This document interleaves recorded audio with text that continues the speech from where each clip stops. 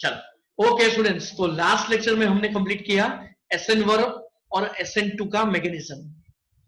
तो अब SN1 और SN2 उसमें जो भी एक्स्ट्रा दिया है, मतलब कौन से कंपाउंड्स रिएक्शन इजीली देंगे, कौन से कंपाउंड्स इजीली नहीं देंगे, वो भी हम पढ़ेंगे। और यहाँ पे सब रिएजेंट्स आपको याद रखने हैं कि पर्टिकुलर अगर मुझे NO2 ऐड करना है तो कौन सा रिएजेंट चाहिए, AgNO2। जस्ट अ मिनट, बोलने में भूली, गलती हुई नहीं हुई, डन। अगर मुझे NO2 ऐड करना है तो AgNO2 चाहिए, और अगर मुझे ONO अटैच करना है तो उसके लिए KNO2 चाहिए। मतलब हर एक रिएजेंट के लिए हम डिफरेंट मतलब हर एक न्यूक्लियोफाइल्स के लिए हम डिफरेंट रिएजेंट्स लेंगे। ओके चलो नेक्स्ट, फिर एम्बेडेड न्यूक्लियोफाइल वो भी हमने कंप्लीट कर दिया।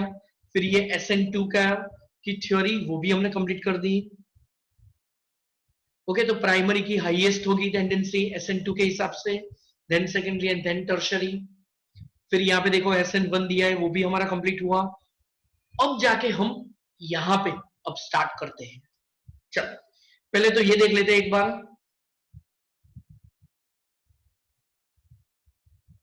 कि SN2 मैकेनिज्म तो वो कब अप्लाई होगा। तो जनरली प्राइमरी और मिथाइल हैलाइड, तो ये दोनों जनरली SN2 मैकेनिज्म के हिसाब से रिएक्शन देंगे। और टर्शरी एंड सेकेंडरी हैलाइड, ये हमने वो डिफरेंस में भी मेंशन कर दिया है, तो ये दोनों आएंगे SN1 के हिसाब से।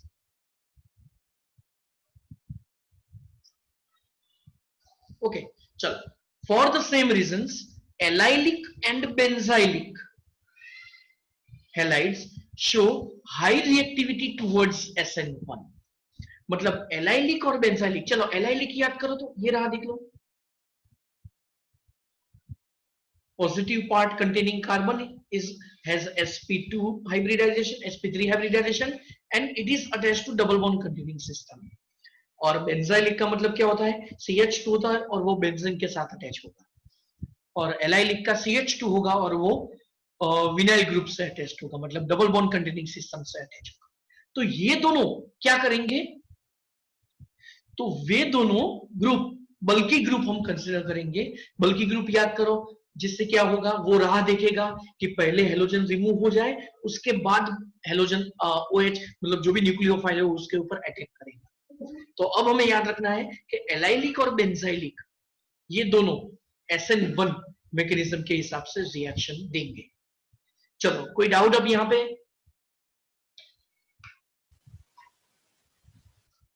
किसी को कोई doubt? No sir. Okay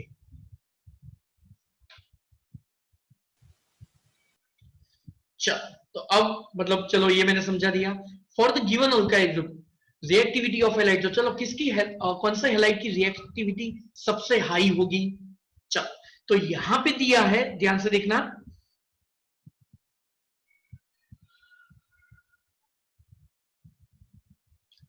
RI,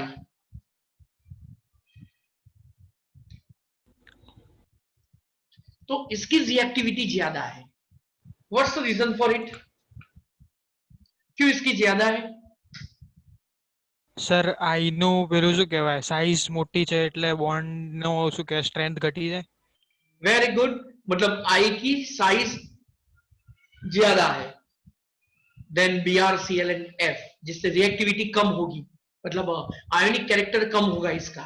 सो आई इजिली रिमूव्ड, ओके, जो आई है ना वो इजिली रिमूव होगा, और F की इलेक्ट्रोनेगेटिविटी ज्यादा, मतलब it is more strongly attached to the alkyl group, that's why F can not be released easily and I can be released very easily. Okay, so reactivity of Ri is the highest and Rf is the least, और RCl से Rf की बहुत कम है। चलो वो कैसे indicate किया है कि बहुत कम है? 2 વાર લેસ ધેન સાઇન. ओके, चलो आगे अब देखते हैं।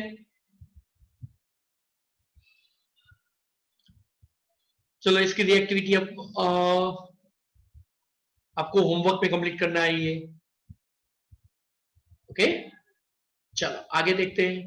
ये पॉलीमेरिक मतलब आइसोमेरिक दिया है, तो किसकी रिएक्टिविटी सबसे हाई होगी और किसकी नहीं। चलो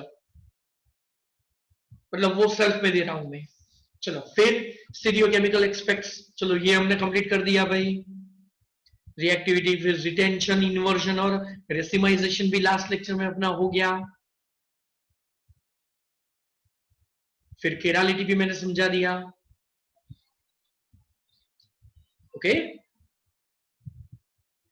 फिर किराल किराल कंपाउंड, फिर रेसिमिक मिक्सचर, चलो ये भी अपना हो गया। तो अब इसके बाद चलो रिटेंशन भी हो गया, इन्वर्जन, रिटेंशन एंड रेसिमाइजेशन तीनों एक ही में समझा दिए, देख लो ये भी हो चुका है।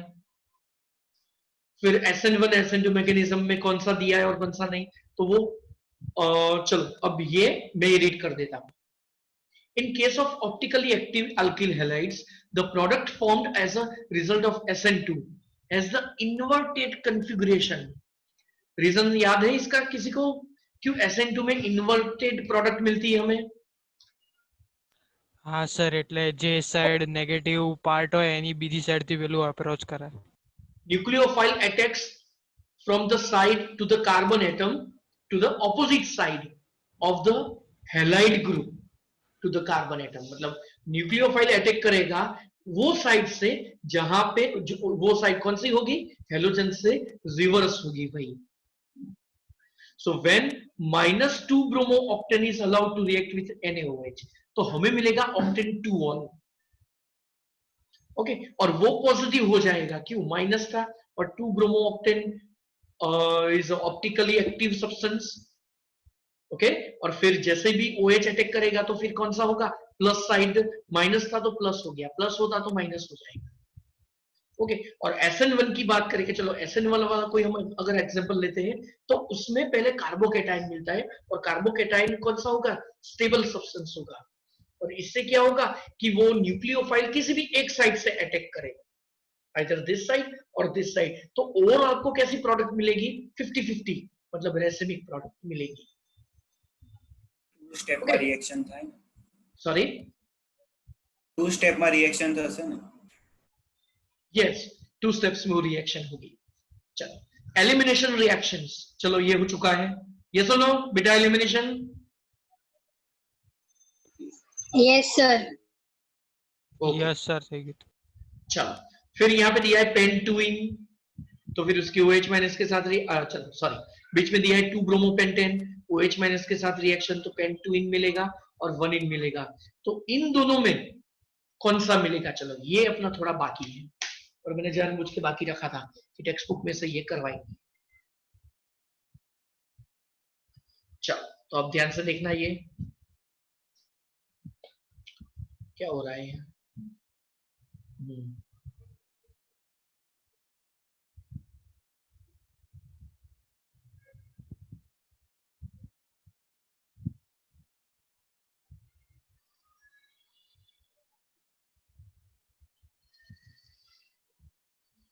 चलो ध्यान से देखना, एलिमिनेशन रिएक्शन में आपको पता है कि अल्फा कार्बन से हेलोजन और बीटा कार्बन से हाइड्रोजन एलिमिनेट हो रहा है, तो उसके लिए अभी हम एग्जांपल ले रहे हैं, कौन सा, देख लो ध्यान से। सपोज मैंने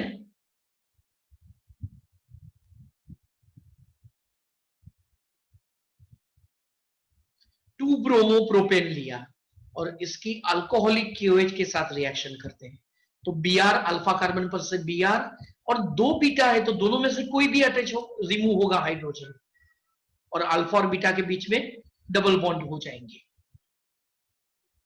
ओके, तो देखो यहां पे कोई कंफ्यूजन नहीं हुआ कि किसी भी साइड का बीटा हाइड्रोजन एलिमिनेट होगा 2 ब्रोमो प्रोपेन में। लेकिन अगर मैंने 2 ब्रोमो ब्यूटेन लिया,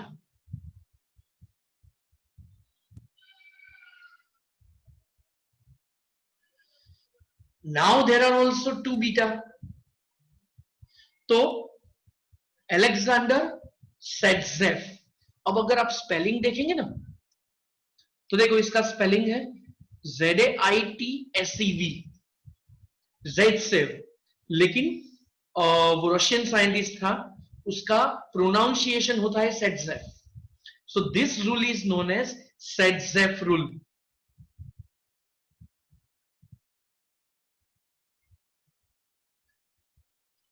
जस्ट अ मिनट।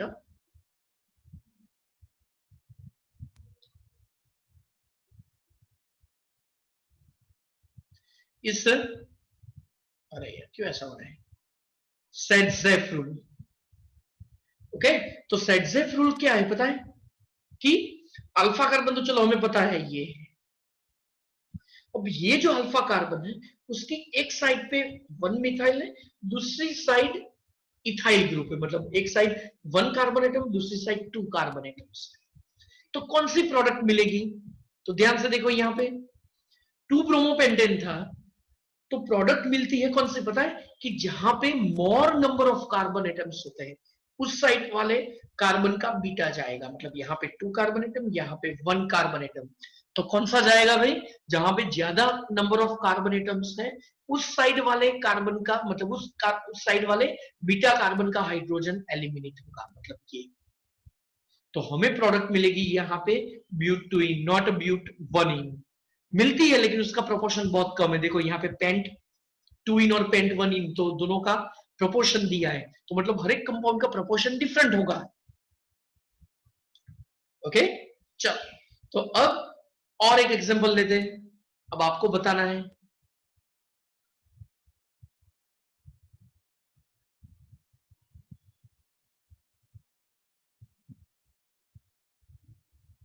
चलो हाइड्रोजन एटम्स लिख देता हूं यहां पे। चलो अब तो हाइड्रोजन पाएंगे ही अकॉर्डिंग टू मी, देखते हैं फिर भी। जेनिश,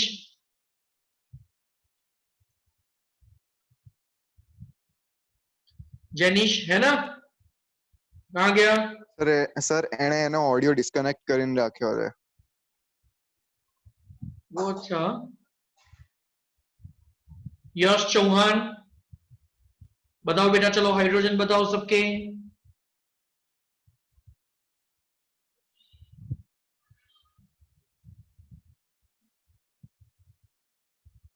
क्या बात है, चल विश्व हाइड्रोजन बताओ। H3, okay, then H, then H2, H, ना H, नीचे नीचे H3, यहाँ पे H2, H2 and H3. Okay.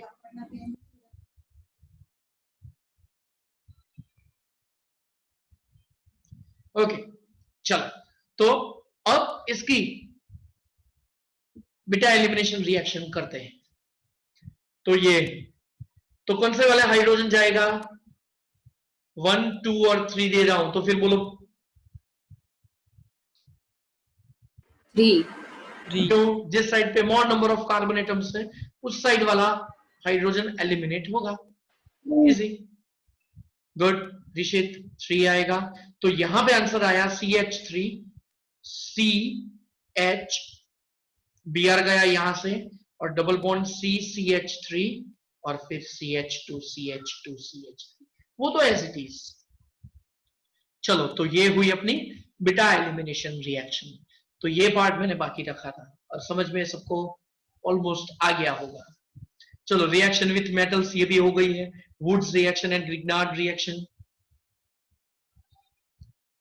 Okay, चलो उसके बाद फिर न्यूक्लियोफिलिक सब्स्टिट्यूशन, ये भी मैंने समझा दिया है। रिएक्शंस ऑफ द हेलोएरिन, तो क्यों इसकी रिएक्टिविटी कम है, मैं समझाया था ना।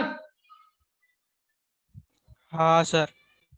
ओके, चलो फिर उसके बाद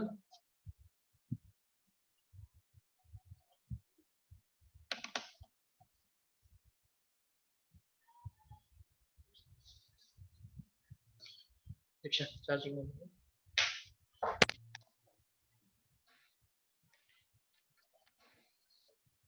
कोई आयो પછી દરવાજો ભરાઈ દેનો।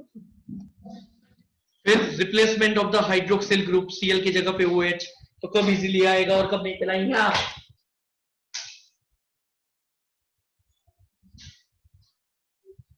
ओके, तो Cl की जगह पे OH, तो पहले अगर हम ये लेते हैं तो Cl की जगह पे OH आएगा, फिर पैरा पोजीशन पे NO2 लेते हैं तो फिर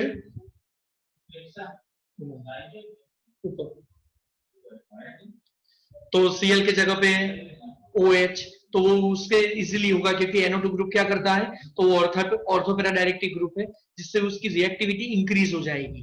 वो क्या करेगा, इलेक्ट्रॉन पेयर अट्रैक्ट करेगा, दैट्स व्हाई। ओके, फिर मैंने बताया था ये करने की जरूरत नहीं है। तो आई थिंक इस चैप्टर की सब थ्योरीज हमने कंप्लीट कर दी है अभी, फिर भी देखते हैं, चलो अगर कोई रह जाती है तो। चलो फिर ये पूरे इलेक्ट्रोफिलिक सब्स्टिट्यूशन है, फिर फ्रीडर-क्राफ्ट्स रिएक्शन दी है, ओके, फिर reaction with metals, Wurtz Fittig and Fittig reaction, भाई ये हो चुका है ना? हाँ सर। हाँ सर। ओके, चलो फिर इंटेक्स क्वेश्चन होमवर्क में। चलो फिर तो पॉलीहेलोजन कंपाउंड्स। तो अब आपका काम रहता है कौन सा, कि इंटेक्स क्वेश्चन सॉल्व करने। इंटेक्स क्वेश्चन में समझ में नहीं आता है तो उसके पहले वाली थियरी एक बार पढ़ लो। जितना आप अपने आप करेंगे उतना आप ज्यादा सीख पाएंगे। मैं तो आपको, चलो मैंने लास्ट याद हो तो एक एक्स्ट्रा लेक्चर लेके मैंने सब रिएक्शंस एक्सप्लेन की थी। अगर आपको रिएक्शंस ही नहीं आएगी तो फिर उसमें मैं कुछ नहीं कर पाऊंगा। ओके, तो एक्सरसाइज पहले इंटेक्स क्वेश्चन वो कंप्लीट हो जाए, उसके बाद एक्सरसाइज, ये सब IUPAC, फिर प्राइमरी सेकेंडरी टर्शियरी, फिर कौन सा अल्काइल है, कौन सा एलाइल है, कौन सा बेंजाइल है, दिया है ना यहाँ पे।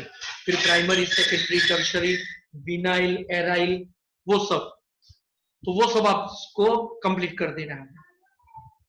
तो टोटल कितने क्वेश्चंस है? ज्यादा है वैसे, 10.22। ओके, तो मंडे तक ही आपको कंप्लीट कर देना है। आज थर्सडे हुआ, मंडे तक आपको कंप्लीट कर देना है। Okay sir. ओके स्टूडेंट्स, तो भाई इसी के साथ अपना ये चैप्टर नंबर 10 हम कंप्लीट कर रहे हैं। इसके बाद चैप्टर नंबर 9 करना है, लेकिन उससे पहले हम थोड़ा थोड़ा चैप्टर 7 भी कंप्लीट करेंगे साथ साथ में। तो चलो भाई, पहले तो आज का लेक्चर कंप्लीट करते हैं। Just a minute.